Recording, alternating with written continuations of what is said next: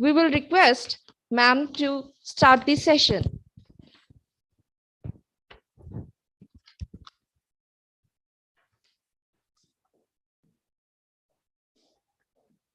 Good afternoon, everyone. I will be presenting the latest OMs which have come out in children in the last few months. And the first of this is on infant ARV prophylaxis. So infant ARV prophylaxis is given to exposed babies, that is those babies who are born to retropositive mothers until their definite status is known. So prevention to parent to child transmission is the main cause of HIV infection in 90% of infants. It can occur in three stages, either during pregnancy, labor and delivery, or while breastfeeding. The major factors that increase the risk of transmission are the number of HIV viruses in the mother's blood, that is her plasma viral load. So for preventing parent-to-child transmission, the major factors are giving ART to HIV-positive mothers as soon as possible. The recent regimen is very good. It can cause viral suppression as early as 21 days to 45 days, that is TLD. And along with this, we give prophylaxis, ARV prophylaxis to the baby to reduce the risk of HIV transmission during perinatal period and during breastfeeding. So to understand the prophylaxis, why there's so much emphasis on the prophylaxis, I want to go to the background of the total number of CLHIV, which are 81,430, which constitute 3.5% of all the PHLA, and they contribute to 10% of new infections, total infections in PLHIV. Of course, there has been a 55% decline in the number of new infections in children as it has been in adults also. So the total number of PLHIV are 20. Hello? Yeah. So the total number of PLHIV are 23,18,000, of which children contribute 81,430, which is 3.5%, like I told you.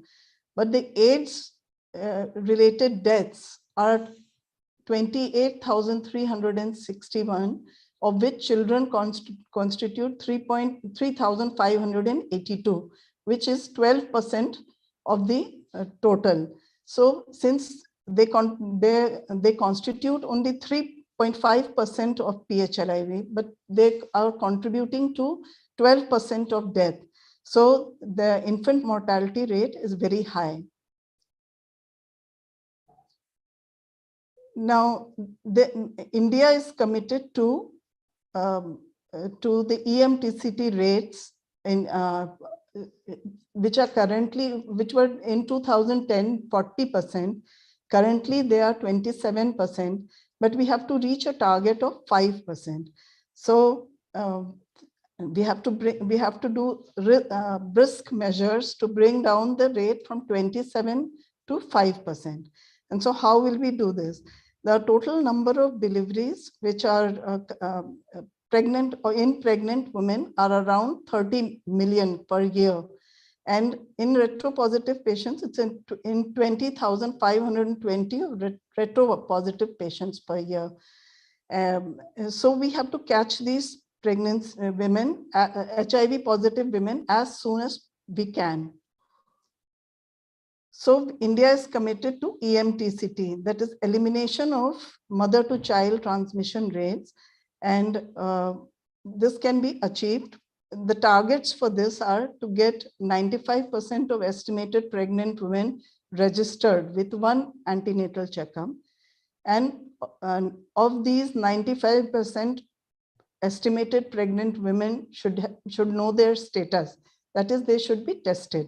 And of these 95% pregnant women should be on ART.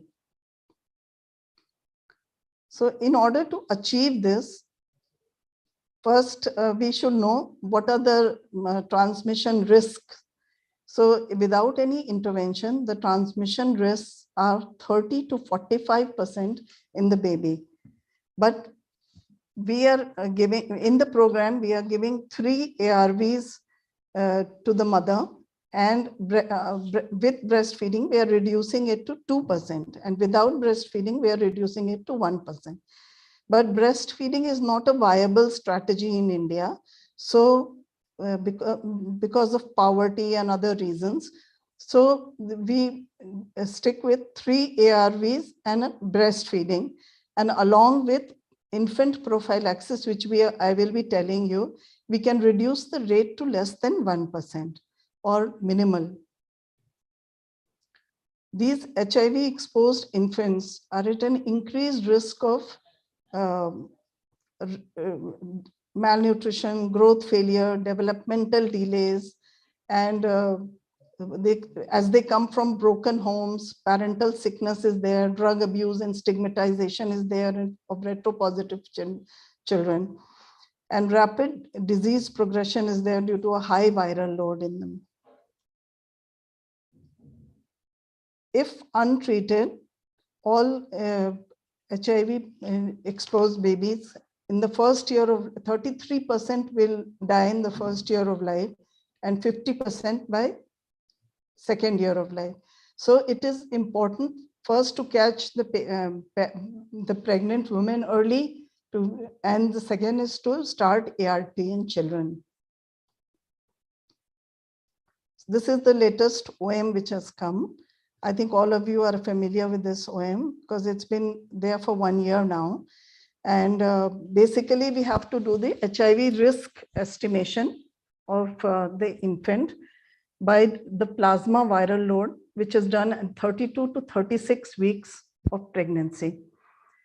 So if the first we'll come to the low risk infant. If the viral load is suppressed, that is less than 1,000 copies per ml, then we term that infant as a low risk infant, and we start syrup nevirapine as the prophylaxis for 6 weeks.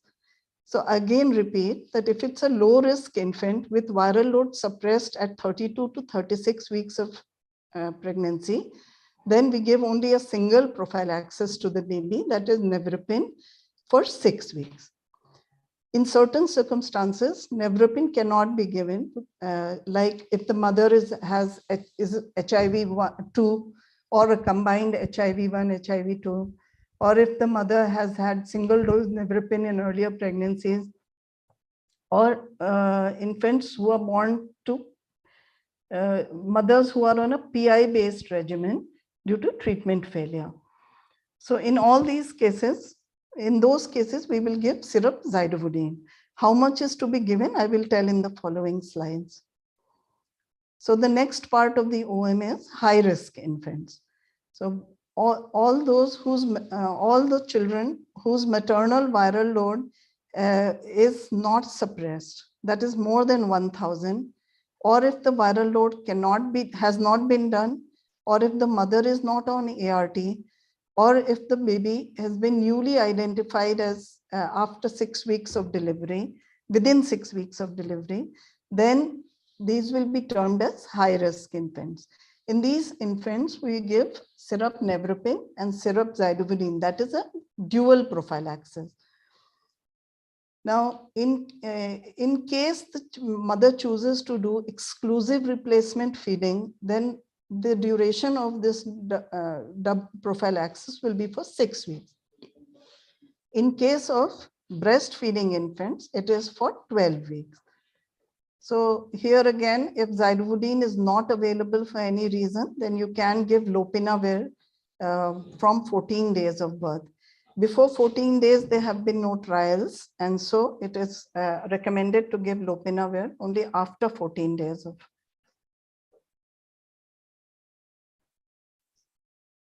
In case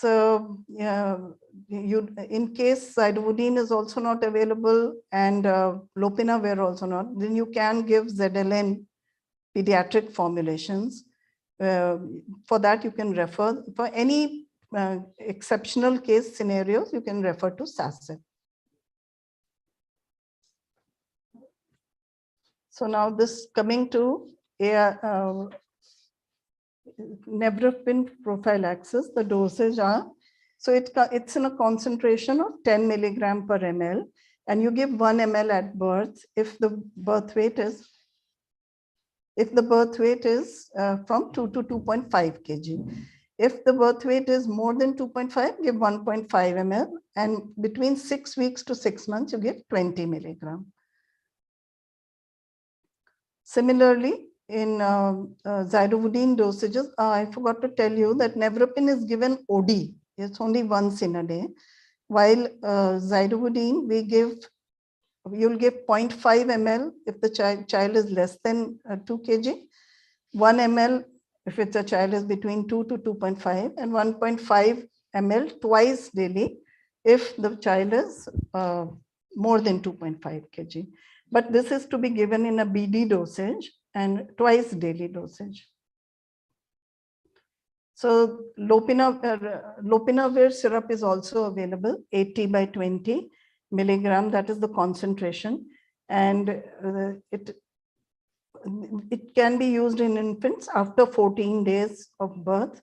And initially, you can start with nevirapine syrup and then go on to lopinavir after 2 weeks. And of course, both have to be given. And if it's an exclusive replacement feeding, then you give for 6 weeks duration. If it is breastfeeding, then you give for 12 weeks duration.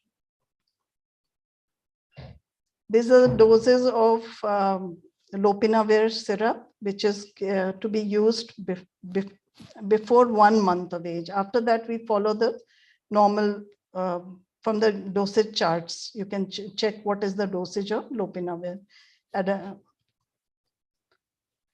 So this is now summing up that the infants with low risk for HIV transmission should be given 6 weeks of nevirapine, irrespective of whether their type of feeding, whether it's an exclusive breastfeeding or replacement feeding. So this covers the risk of perinatal transmission as well as transmission through breastfeeding. And infants with high risk for HIV transmission should be given a dual prophylaxis with nevirapine and zidovudine. But in case of exclusive breastfeeding, we give for a duration of 12 weeks. In case of replacement feeding, we give for 6 weeks. So this is a case scenario. I just want to discuss it with everybody because then it'll make it easier to understand what has been going on. Mrs. F is asymptomatic postnatal PLHIV who came to ART 3 days after delivery. Her CD4 is 550. She has opted for exclusive replacement feeding. Now the weight of the baby is 2.4 kg. What ART should we give the mother? So the mother is on TLD.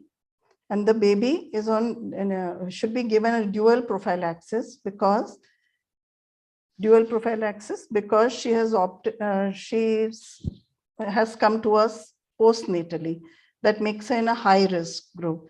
So we decide to give 2 ARV prophylaxis, that is nevirapine and zidovudine. Because the weight of the baby is 2.5 kg, so we give 1 ml OD for 6 weeks and syrup zidovudine 1 ml BD for 6 weeks. This is because the child has been on exclusive replacement feeding. But if he was on breastfeeding, we would have given for 12 weeks. Now the next case scenario. So Mrs. D reported to the ART center at 7 months of pregnancy. She is ART naive with CD4 of 385. The mother's viral load at 36 weeks of pregnancy is 20,000. She is planning to breastfeed the baby. What infant prophylaxis should be given and for how long? So the answer in this case, the mother of course will be put on TLD. Baby will be given a dual prophylaxis because her viral load is high. It is not suppressed. It's not less than 1,000, it's 20,000. So she would be, her baby would be at a high risk of developing HIV. And because she plans to breastfeed her baby, so we are giving for a duration of 12 weeks. Is that clear? So now we come to the new OM, which have come about upgraded dosages of AL, pediatric AL and ZL.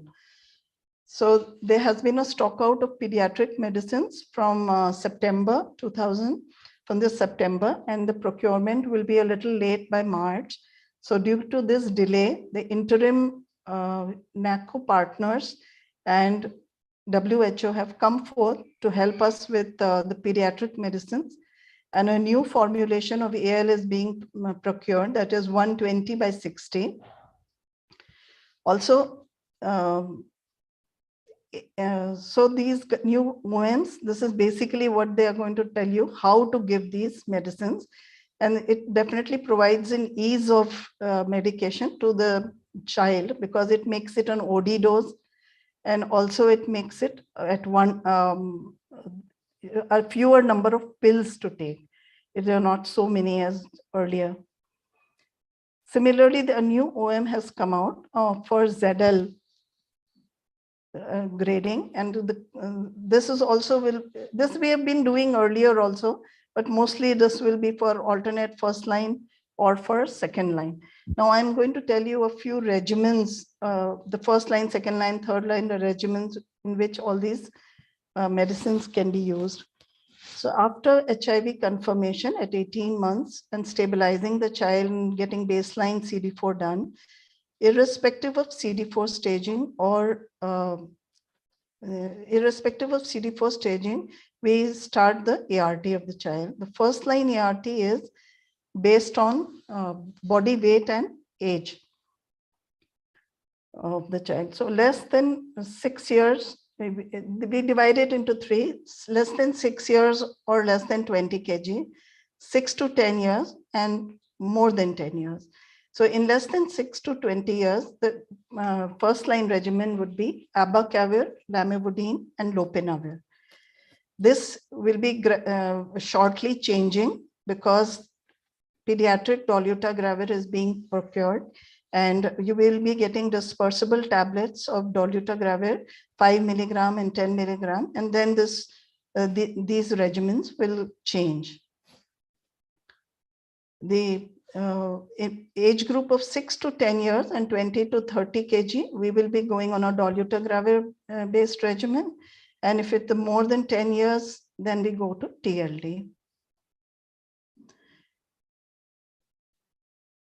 These are second line regimens in children. The first column shows the present ZL, the regimen on which the patient is failing, and the alternate regimens in various age groups. So if the patient fails on a lopinavir based regimen, they go to TLD based regimen. And if the NRTI is ZL, you shift to AL if it's between 20 to 30 kg, and if more, it is if more than 30 kg, you shift to a TLD regimen. In case of AL with lopinavir, a child failing on AL will be shifted to ZL. And in this case, the hemoglobin is done. If it's more than 9, then you can shift directly to ZLD. If it is less, then you build up you give blood transfusions or medicines to build up the hemoglobin, or else if you can also seek pediatric expert consultation.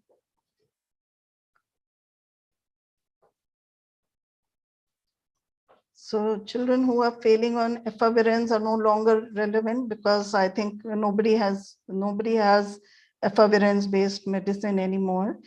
And one second. Yeah, children who are failing on ALD will go on to ZL and lopinavir in the second line. And those who are failing on TLD will go to ZL plus lopinavir, the same regimen. Now I tell you about the third line regimen in children. So in children who are less than 6 years, there is no need to change the regimen, but preferably give a PI based regimen, because there is till now there's no availability of dolutegravir to which we can shift. There's no other regimen to which we can shift.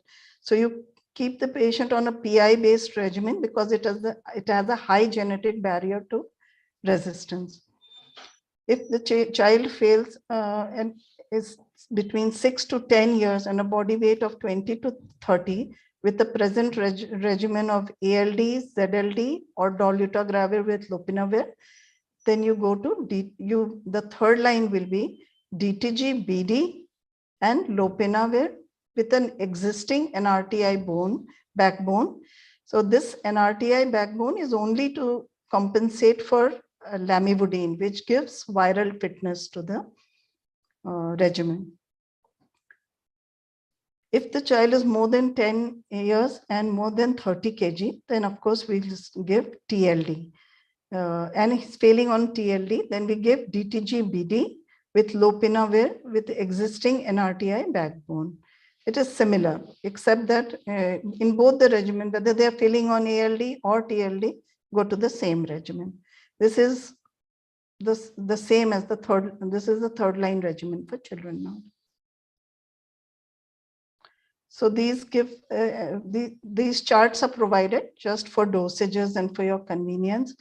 The main thing to note is that a new formulation of abacavir is coming out, 120/60. This is being procured by WHO, and we will come to how it is going to be used. And pediatric dispersible tablets, 5 milligram and 10 milligrams, they can be scored and given to children. And dolutegravir has been approved by FDA for children more than 1 month of age. The next chart also shows those which are highlighted are not yet in the program, but they are being procured. This is pediatric darunavir, 400 milligram, 100 milligrams, 75, 400, 600. 600 is already in the program. There's also 800. And yeah, that's it. So now recapitulating where you can use the first line regimen, less than 6 years and a body weight less than 20, we'd go to abacavir, lamivudine, and lopinavir. Between 6 to 10 years and a body weight of 20 to 30, we will put the child on abacavir, lamivudine, and dolutegravir. If the child is more than 10 years and the body weight is more than 30, then we go to TLD. We start the child on TLD. In all this regimen, it is important to note that the body weight is more important than the age. So if the child is 6 years, but he weighs 16 kg, then you will start with one lower regimen, that is AL plus lopinavir. So now we come to the OM, which the dosages of abacavir. So there are 3 differences here. One is that the abacavir regimen can be given in children in an OD dose. And secondly, there is a new formulation, 120/60, which is totally dispersible and it can be scored. So we should know how to use this for smaller children. All the rationale for this chart is that it is in short supply. All dispersible tablets will be in short supply. So it should be aimed to be given to children less than 14 kg who cannot swallow very well. And the children who are more than 14 kg will go on an adult tablet. And this eases administration also and adherence also of the patient. Yeah. So I think the weight band is the same. 3 to 6 kg is 1 tablet BD, or you give 1 single tablet of 120/60. Similarly, the next weight band 6 to 10, you give 1.5 tablet BD or 1.5 tablet of 120/60 formulation. And in the weight band 10 to 14, you will give 2 tablets, BD of pediatric 60-30 formulation. If you give 120-60, then it will be 1 tablet BD. So we just tried to make this chart so that it is easy for you to keep it on the table and see. Now the important thing is the changes in 14 to 20 kg weight group is now you can use half an adult tablet of AL, that is 600 to 300, half tablet once a day. So these things have to be very well communicated by counselors to the patient, and the doctor has to emphasize as well as the pharmacist. From the weight band 20 to 25 kg, AL will be given half a tablet or adult tablet and 1 pediatric tablet. So you can see in the picture here. And after 25 kg, AL will become an adult dose. You can use the full tablet once a day. So of course, you will add on dolutegravir to complete the regimen. Now, and after 30 kg, you can use adult TLD for children. Similarly, for ZL, in up till 14 kg, the dosage remains the same. 1 tablet, 1.5, and 2. This was already there in the program. Now, after 14 to 20 kg, we will give an adult tablet, half tablet, twice a day. And 20 to 25, you will give half tablet of adult tablet and half a pediatric tablet. Okay, twice daily. ZL is always given in a BD dose. Now, after 25 kg, you make it an adult dose. ZL will become 1 tablet BD. I don't think there should be any confusion in this. 6-year-old child came to the ART with a weighing 21 kg and a CD4 of 520. How would you start their ART? This is just an easy exercise, but just to see how the prescription is written. Now in this weight band of 21 kg, we will give abacavir 600 and 300 half tablet OD and AL 60-30 1 tablet OD and DTG 50 OD. So this is how it's supposed to be written. A 4-year-old retropositive child came to the ART weighing 16 kg with CD4 of 594. How would you start the ART? So here you do use an adult tablet, 600 by 300, give half tablet daily, once a day, because 16 kg. So 16 kg, from this chart, you can see 16 kg is half tablet once daily.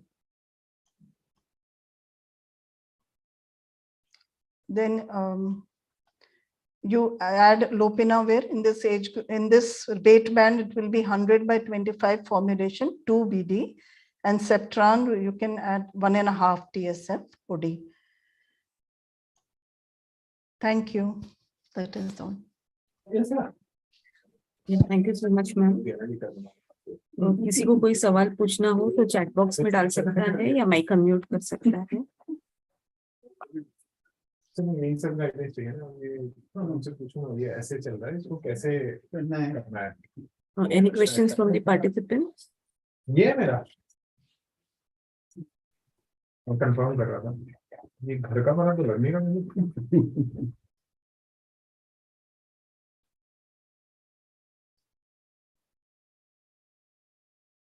Ma'am, I don't think there are any questions. Okay, I'm very clear. Yeah, thank you so much, ma'am, for participating in this session. Thank you to all the participants for attending this RDLS session. Ma'am, can we conclude the session now? Yes. Thank you so much.